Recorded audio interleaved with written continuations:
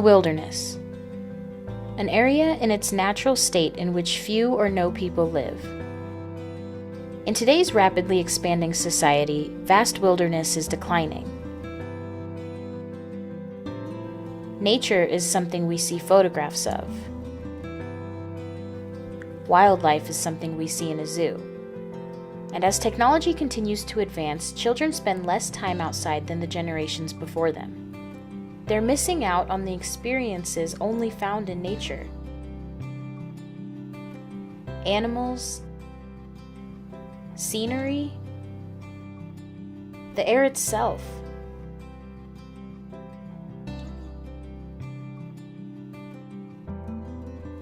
Some places are trying to change that.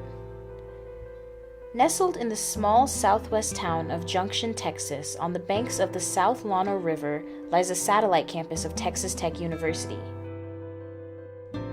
Stretching over 411 acres of rugged wilderness, Texas Tech has created an outdoor school designed to teach children about nature and conservation.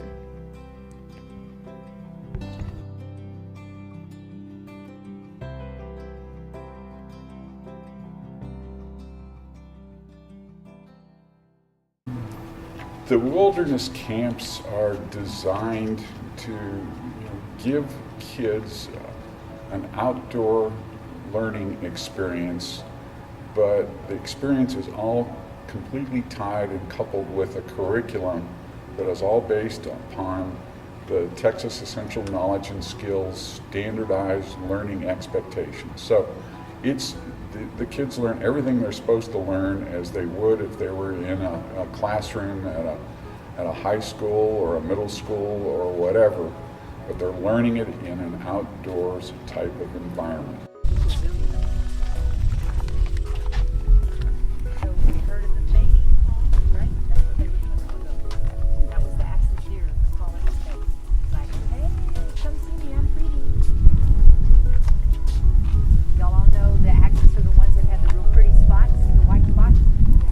The students that we currently, I'll say, kind of cater to are ISD students or come from private schools around Texas, generally starting with the 5th grade. It is a K through 12 program, but they generally start with the 5th grade.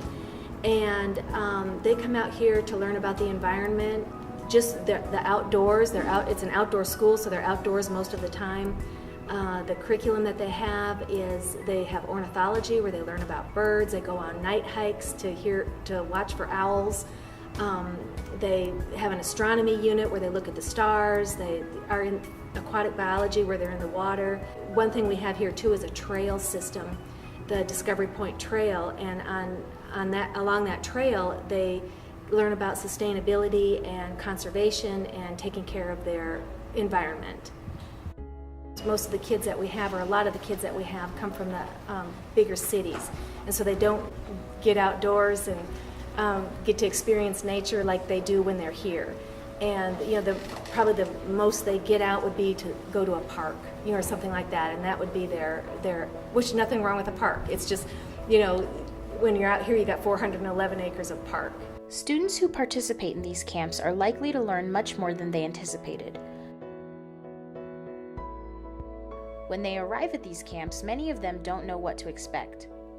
I thought that we were going to be like engineering and like build some stuff, but we did get to build some stuff, so I was happy. I did not expect the wilderness part of it, and I like it. I like how we did that. Remember when we talked about the wingspan, about going like this, the silent flight? Let me tell you why it's so important. A wingspan, you know what that means, right? That's how far it is. It's about 5.5 feet. I'm 5 feet 10 inches.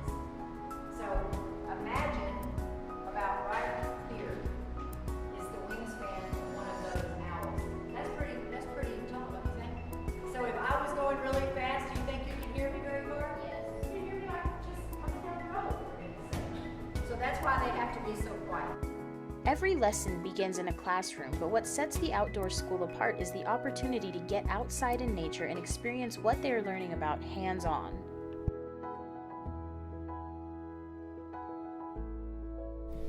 I've learned how to dissect an owl pellet. It was really fun.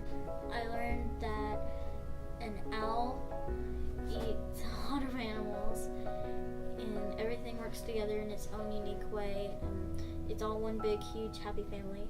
It's shown me like it's not bad, and we need to keep our earth more clean, and it's very fun outside. If we come like just a place like this, it's not our home, it's the animals' home, and we are just here to visit basically, and we need to keep that clean for them. The outdoor school at Texas Tech University realizes that there are even more underlying reasons kids need to be exposed to nature. In 2005, author Richard Louv coined the term nature deficit disorder to describe the impact of a lack of nature play in younger generations. Nature deficit disorder is a phrase that Richard Louv coined, and it talks about the fact that more and more kids aren't going outside. Either their attention is taken by those computers and TVs and tablets and all kinds of technology, or parents are more afraid to send their kids outside so much anymore, or their schedules are just getting so much more busy where unstructured playtime is really disappearing.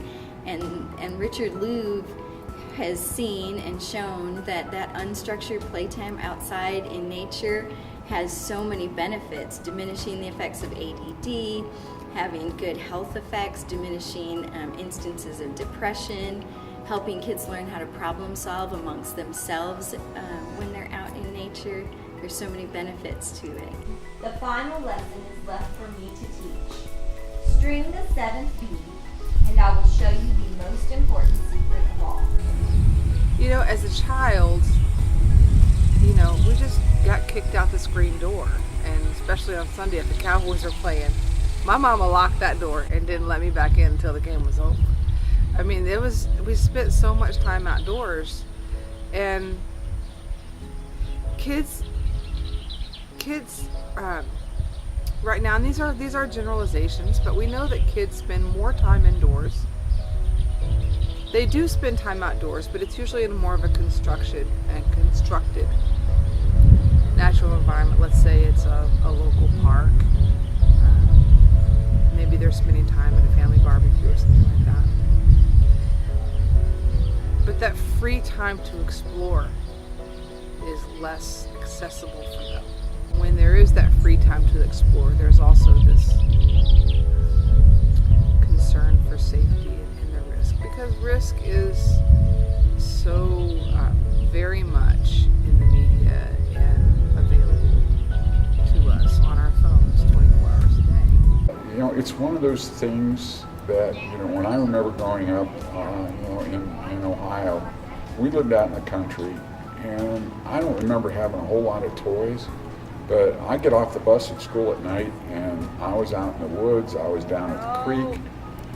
That's all free type of experiences. It doesn't take a lot of money to enjoy or to have fun, experiencing nature. I think from a learning perspective, I think some of the better initiatives that we have now, in terms of, kids and technology, okay, that's a given. And part of the problems with the technology is we know that roughly 8 hours a day a kid is spending in some sort of a video, the cell phone, their computers, or, games, video games, and so forth. And so there have been people developing applications on cell phones and stuff where you can actually walk out in nature and take a picture of a butterfly, and there's an app that will identify it for you and tell you all about that particular butterfly. Same thing with plants and some of the insects and so forth. So I think marrying technology with the outdoors and nature can help students in those urban environments make that transition to natural world types of experiences. It is so hard to pull kids away from technology, so we find ourselves trying to find creative ways to integrate technology and have them use it in conjunction with nature, so that they still can have their hands on that technology that's so enticing to them, but they're also out in nature learning things. There's so many apps for nature that they can identify different things. They can do geocaching, which is a great outdoor event. So you can't fight what entices the kids so much, so you need to find ways to work around it and still encourage them to get outside. You know, and when you listen to the media, I mean, the people, they worry about the wars, they worry about conflict, they worry about poverty, they worry about, you know, does the bridge need fixed, and potholes in the street, and gangs and violence. But, you know, one of the things, and there's a term, that's the term insidious.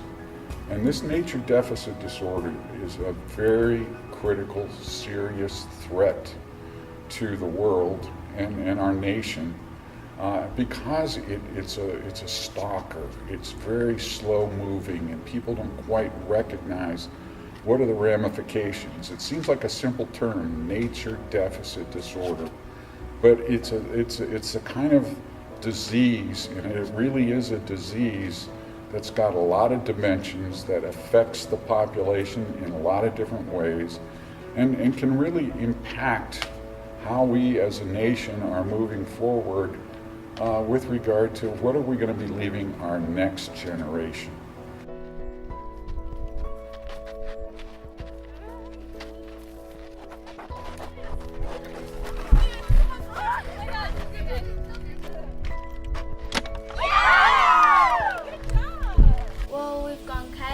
We did a cookout, and we've learned about watersheds, things like that. We played team building games to where we could communicate with each other. Think about everything you do before you do it. Communicate. If you see a buddy, if you can tell that he's about to throw it on the ground, go, no. Touch it. Okay? Alright, we need one. There we go. Who got mine? Alright. We got one. We got a loose one, I think. I think someone is double grabbing one. I somebody else. I think right now we're at a crucial time environmentally. There's a lot of things going on with the earth, and the kids that we see now are going to have some struggles that we've never seen before, with fresh water in particular. I think they need to learn about their earth so they can hopefully start changing some of the bad habits that we've put in place over the last probably 75 years, and start making the earth a healthier place so more and more generations will be able to enjoy what we have. I hope the kids get excited about nature, want to spend more time out there and less time in front of things that aren't so interactive, like TVs and tablets and computers. I hope when they get more excited about nature, that leads them to be more environmentally aware, and that they start developing good habits to protect and preserve the environment. And I just hope they can see that there are a lot of really cool things to do outside, and there are a lot of careers that allow for them to be outside doing those fun, exciting things they enjoy. The guest speakers that have come here, they actually told me about their jobs, and I thought it was pretty interesting. I did not know what career I wanted to choose, but now I'm actually thinking of being a state or national park ranger. The fire was coming at us, we couldn't get away. We would open it up, some handles would be shaken out. We'd get into it. Hopefully the fire would go by, and we'd be able to get out still alive.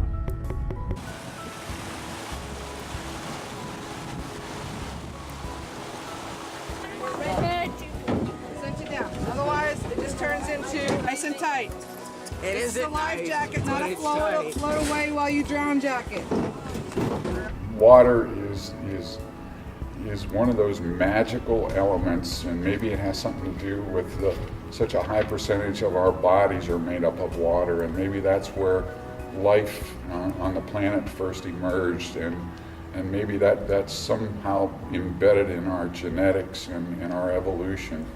But when kids have aquatic biology units or watershed units, when they're out in the water, they're they're engaged, they're you know, we've had kids come here and they've never skipped a rock before. And that to me is just astounding, and the wonders of skipping a rock. But you know, what's interesting about that is that you can also tie in STEM with skipping a rock in terms of, you know, physics and velocity and properties of water and those kinds of things. So there's lots that these units provide the students, but water is the magical one. And I want you to imagine if your entire life, your environment was a city block, and all you got to do was walk down to the neighborhood store or walk around the block or maybe pick up basketball in a local court or something like that. You know, one of the things that you're really deprived, and one of the words that I think should be associated with all kids growing up, and even us adults, is the word wonder. These kids are deprived of wonder experiences, and that's kind of one of my favorite words. And I was sitting there looking at you know, what the definition of wonder is. You know, and one of them is a rapt attention or astonishment. It's something awesomely mysterious or new to one's experience. And I'm thinking, my gosh, you know, these kids aren't getting that type of thing. You know, one of the things that it's really obvious when kids come here from urban environments and they get out of the buses, their eyes are wide open. They are filled with wonder. When they see grasshoppers, when they see fish, when they collect insects out of the water or fish, or they see the deer running around here, or they see an armadillo, they are amazed, they are astonished, and they're excited. And so I think that's really critical if we're going to have a generation growing up and make decisions about limited natural resources, waters and limiting natural resources and land. They have to have that proper appreciation of natural resources and what those things provide for us for free. So that, to me, you know, that's one of the embodiments of nature deficit disorder. The other thing is we now have studies showing that kids getting out in nature addresses attention deficit disorder. Kids getting out in nature actually is therapeutic. Kids getting out in nature addresses obesity problems. It helps mental acuity. There are so many benefits of kids just taking a walk. And not even kids, adults taking walks in nature and then just getting a sort of a, you know, a thought-free spiritual type of existence that's what nature deficit is, order is, and the more I think that we have an urban environment, we've got to do more to address getting that urban environment out into rural areas, because they're going to be the ones that are going to be voting on our natural resources. You know, we are so fearful of risk, and it's not just the child who's fearful of that, it's parents who are fearful of that, and we know a lot of it has to do with being more accessible to hearing all of the negative stories. At the same time, we also, it seems to me as a parent, we also value that time with our kids so much that we like to do things together versus kind of a free roam. Very few peers of mine stay at home and have the ability just to let the child go run. It's usually we get home from work, pick them up, and then it's time for dinner and it's time for homework or whatever, and then some family time. And so